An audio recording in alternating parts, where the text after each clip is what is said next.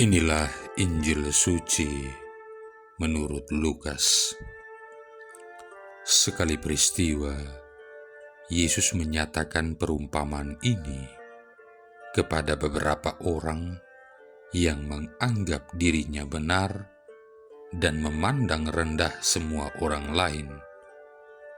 Ada dua orang pergi ke bait Allah untuk berdoa.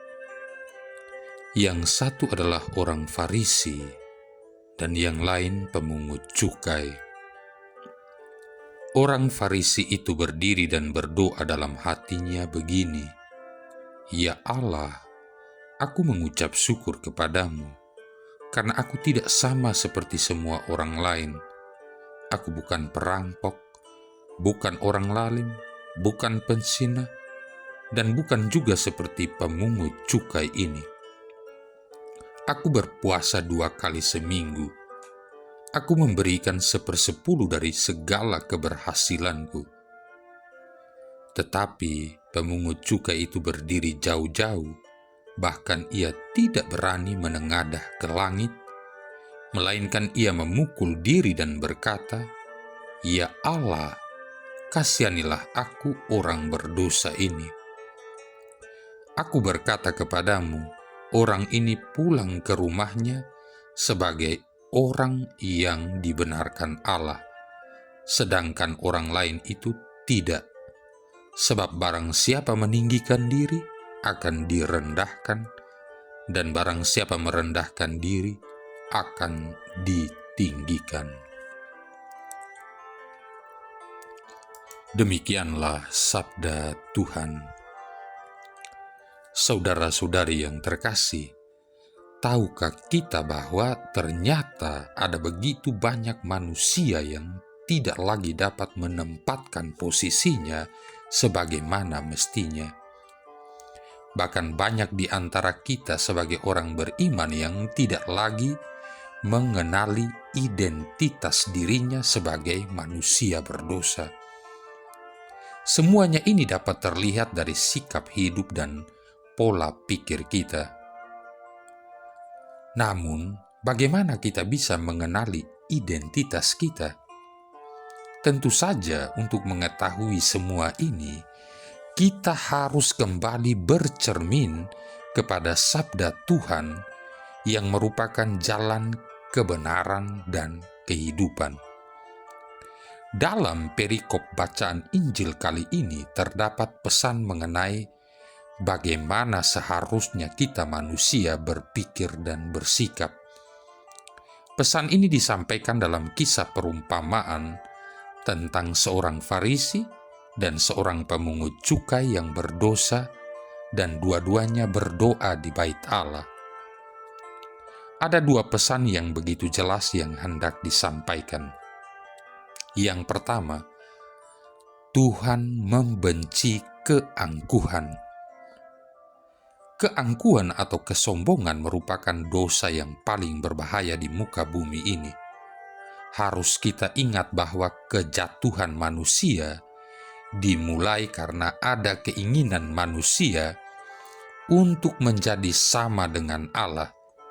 Inilah asal mula keberdosaan manusia, yakni hati yang angkuh. Keangkuhan ini tergambar pada orang Farisi yang diceritakan dalam perumpamaan ini. Dikatakan bahwa ia pergi ke bait Allah dan berdoa bersama seorang pemungut cukai. Orang Farisi ini berdiri di barisan paling depan, yang mungkin adalah tempat terhormat, dan kemudian berdoa, mungkin dengan kepala yang menengadah ke atas dan penuh keyakinan, kemudian berkata, "Ya Allah, aku mengucap syukur kepadamu karena aku tidak sama sekali seperti semua orang lain. Bukan perampok, bukan orang lalim, bukan pezina, dan bukan juga seperti pemungut cukai ini. Aku berpuasa 2 kali seminggu. Aku memberikan 1/10 dari segala penghasilanku." Saudara-saudari yang terkasih, di mana letak keangkuhannya? Pertama, orang Farisi ini memandang orang lain lebih rendah daripada dirinya. Dalam doanya jelas ia katakan bahwa ia tidak sama seperti orang lainnya, bukan perampok, bukan orang lalim dan sebagainya.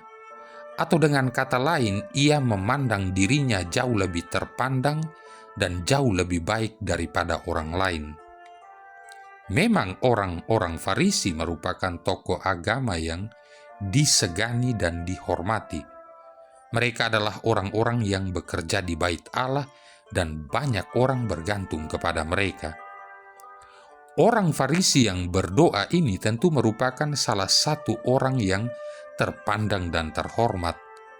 Namun status yang terpandang inilah yang menjeratnya untuk menjadi angkuh. Ia menganggap dirinya lebih tinggi dan lebih baik daripada orang lain. Ia meletakkan posisinya di atas sesamanya manusia. Kita manusia memang memiliki kecenderungan untuk sombong dengan menganggap diri lebih baik dari orang lain. Begitu mudahnya kita menilai orang lain dari status, harta, kegagahan, kemampuan, bahkan mungkin talenta-talenta. Jika kita merasa lebih memiliki daripada orang lain, maka kita akan mulai merasa lebih baik daripada orang lain. Parahnya lagi, seringkali kita pun terjebak untuk merendahkan orang lain.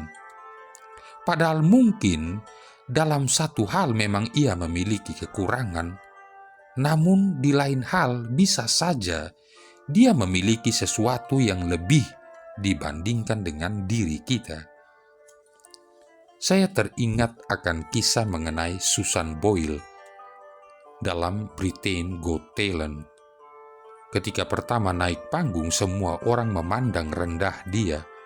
Modelnya yang aut-autan, gemuk, bicaranya agak terbata-bata, dan terkesan seperti nenek-nenek yang membuat orang mulai mencibir. Sewaktu dia ditanya apa yang menjadi mimpinya, ia menjawab, "Aku ingin menjadi penyanyi terkenal." Lalu ia menyebut nama seorang artis favoritnya. Lantas semua penonton menertawakan dia dengan maksud memandang rendah. Juri-juri pun tersenyum simpul menahan tawanya. Beberapa penonton terlihat menggeleng-gelengkan kepala seakan menganggap Susan adalah orang yang tidak tahu diri. Namun betapa terkejutnya mereka semua ketika Susan mulai menyanyikan sebuah lagu. Suaranya begitu indah, tekniknya sempurna, powernya kuat dan begitu merdu hingga mampu menyentuh setiap peserta yang mendengarkannya. Semua penonton terkejut dan juri-juri pun menganga melihat keajaiban di depan mata mereka. Selesai menyanyikan lagu, semua penonton dan juri yang menertawakannya semula akhirnya memberikan standing applause kepadanya. Penilaian mereka pun berubah. Setelah itu tidak ada lagi yang berani merendahkan dia. Seringkali kita seperti para penonton tersebut. Betapa mudahnya kita menjudge seseorang berdasarkan apa yang tampak di luar. Begitu mudahnya kita memandang rendah seseorang, dan entah dengan sadar atau tidak, kita mengangkat diri kita setinggi-tingginya. Ketika ini terjadi, disitulah keangkuhan tercipta. Saudara-saudari yang terkasih, yang kedua, orang Farisi itu terlihat keangkuhannya ketika ia berfokus hanya kepada diri sendiri. Kalau kita perhatikan dari doanya, ada 5 kali ia menyebutkan kata aku. Aku tersebut selalu menjadi subjek dari doanya. Aku bersyukur, aku bukan, aku tidak, aku memberikan, aku berpuasa, aku, dan aku. Fokus doanya hanya terarah kepada dirinya sendiri. Ia pun membangga-banggakan dirinya. Ia menyebutkan bahwa ia berpuasa 2 kali seminggu. Ini merupakan prestasi yang mengagumkan, di mana tuntutan yang diberikan oleh hukum Taurat kepada mereka semestinya cukup 1 kali dalam setahun pada hari raya pendamaian besar. Bukan hanya itu, ia pun mengatakan bahwa ia memberikan perpuluhan dari seluruh penghasilannya. Doanya jelas menunjukkan betapa bangga dan puasnya ia pada dirinya sendiri. Yang menjadi subjek dari doanya ialah dirinya dan bukan lagi Tuhan. Ia lupa bahwa hidup yang ia miliki dan kesempatan demi kesempatan yang terjadi dalam hidupnya merupakan anugerah Tuhan semata. Yang menjadi fokus dari pujian dan kebanggaan itu seharusnya tidak lain dan tidak bukan adalah Tuhan dan bukan diri sendiri. Inilah keangkuhan. Ketika hubungan sesama manusia yang seharusnya sejajar berubah menjadi atasan bawahan, dan ketika hubungan dengan Tuhan seharusnya atasan bawahan menjadi sejajar, maka keangkuhan tercipta. Orang yang angkuh tidak lagi mengenal identitas dirinya dan tidak dapat memposisikan dirinya dengan tepat. Tentu saja keangkuhan tidak pernah berkenan di hadapan Tuhan. Di akhir cerita, tampak jelas bahwa doa orang Farisi itu ditolak oleh Tuhan. Di bagian lain pernah terjadi ketika Raja Herodes menyombongkan diri dan menyamakan diri dengan Allah. Ia langsung ditampar malaikat Tuhan seketika itu juga, dan tewaslah ia. Di dalam Perjanjian Lama, seorang Raja Babel yang termasyhur pernah mengalami penyakit aneh yang membuatnya menganggap diri sebagai seekor lembu. Penyakit ini juga merupakan hukuman Tuhan atas keangkuhannya. Hal ini menunjukkan betapa Tuhan membenci orang-orang yang angkuh. Karena itu janganlah kita menjadi angkuh dan sombong. Dalam hubungan dengan sesama kita, jangan pernah kita memandang orang lain lebih rendah daripada kita. Jangan kita merendahkan, menghina, dan menilai orang hanya dari apa yang tampak di luar. Ingat, kita sama-sama berdosa di hadapan Tuhan. Dalam hubungan dengan Tuhan, jangan pernah kita mensejajarkan diri dengan Tuhan. Jangan menganggap diri hebat seakan-akan segala keberhasilan, baik dalam pekerjaan, relasi, dan pelayanan, semuanya karena diri kita. Jangan sombong dan terus membanggakan diri. Ingat, semua yang kita miliki adalah anugerah dari Tuhan. Jangan sekali-kali kita menjadi angkuh. Saudara-saudari yang terkasih, pesan yang kedua adalah Tuhan menghendaki kerendahan hati.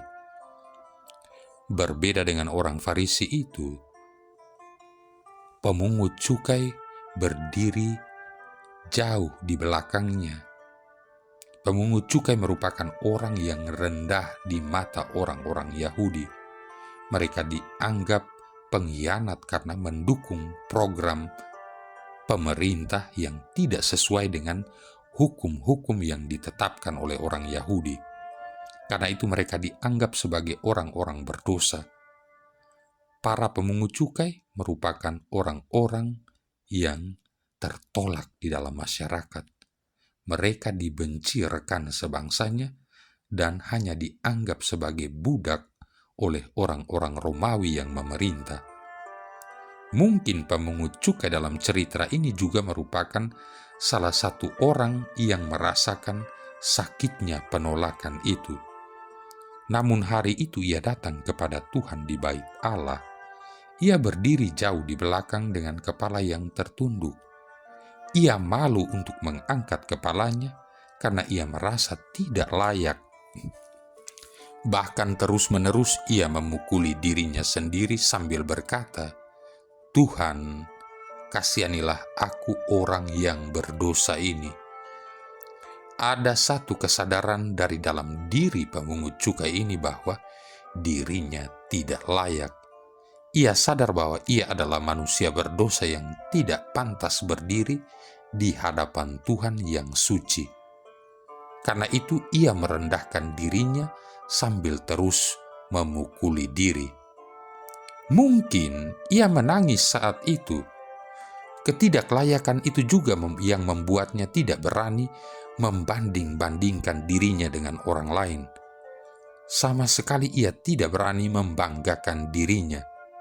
Hanya satu yang ia perlukan, yaitu belas kasihan dan kemurahan Tuhan. Karena itulah dalam doanya ia berseru, "Kasihanilah aku ya Tuhan." Pemungut cukai ini tahu akan posisinya di hadapan Tuhan dan sesama. Ia tahu jelas akan identitasnya sebagai orang yang berdosa. Inilah yang namanya kerendahan hati. Orang yang rendah hati menyadari bahwa dirinya tidak layak dan ia sadar sesadar-sadarnya bahwa ia adalah orang berdosa yang memerlukan belas kasihan dan kemurahan Tuhan. Ia tahu bahwa dosa sudah menghancurkan dirinya, karena itu ia akan memilih untuk terus bersandar dan bergantung kepada Tuhan. Memang ketika manusia jatuh dalam dosa, manusia mengalami kelumpuhan atau kecacatan total. Kita tidak dapat melakukan banyak hal dengan kekuatan kita sendiri. Hanya orang yang tidak cacatlah yang mampu menolong kita. Pasalnya, siapakah orang yang tidak bercacat di dunia ini? Tentu saja tidak ada. Hanya Yesus, manusia sempurna yang sanggup menolong dan menyelamatkan kita. Kehidupan kita manusia sama seperti kisah Dick Hoyt dan anaknya Rick Hoyt. Sejak kecil, Rick mengalami kecelakaan yang membuatnya cacat seumur hidup. Ia tidak bisa berjalan, tidak bisa berdiri, hanya bisa di kursi roda dan tidak dapat berbicara. Orang tuanya menginginkan Rick memiliki kehidupan yang normal sama seperti anak-anak lainnya. Karena itu Rick dimasukkan ke sekolah orang cacat oleh Dick, dan ia belajar untuk menulis lewat alat khusus yang bisa membaca pikirannya. Pada usia 15 tahun, ia mengatakan kepada ayahnya bahwa ia ingin mengikuti perlombaan 5 Mile Benefit Run. Rick tentu saja tidak bisa berlari seorang diri. Dick pun bukan seorang pelari, namun ia setuju untuk mendorong anaknya di kursi roda. Akhirnya mereka berlari bersama. Dick mendorong kursi itu, sedangkan Rick hanya duduk diam di atas kursi roda. Jarak sejauh 3.770 mil mereka tempuh bersama, sampai akhirnya mereka bisa mencapai garis finish. Rick tidak mungkin bisa melewati semua rintangan itu tanpa ayahnya Dick. Bersama mereka berlari, dan dengan pertolongan ayahnya ada kekuatan yang luar biasa. Saudara-saudari yang terkasih, demikian juga dengan kita. Jangan pernah berlari seorang diri. Kita adalah manusia berdosa yang membutuhkan pertolongan dan kemurahan Tuhan. Itulah identitas kita. Garis akhir hidup ini hanya dapat kita capai ketika kita berjalan bersama Tuhan. Karena itu mari kita mencari dan selalu bergantung kepada Tuhan. Marilah berdoa. Allah Bapa sumber belas kasih, dengan gembira kami rayakan masa tobat tahunan ini. Kami mempersiapkan diri untuk mengenangkan wafat dan kebangkitan Kristus. Semoga misteri Paskah itu sungguh berpengaruh di dalam hidup kami. Dengan pengantaran Yesus Kristus Putra-Mu Tuhan kami, yang bersama dengan Dikau dalam persatuan Roh Kudus hidup dan berkuasa, satu Allah sepanjang segala masa. Tuhan memberkati kita sekalian, Bapa, Putra, dan Roh Kudus.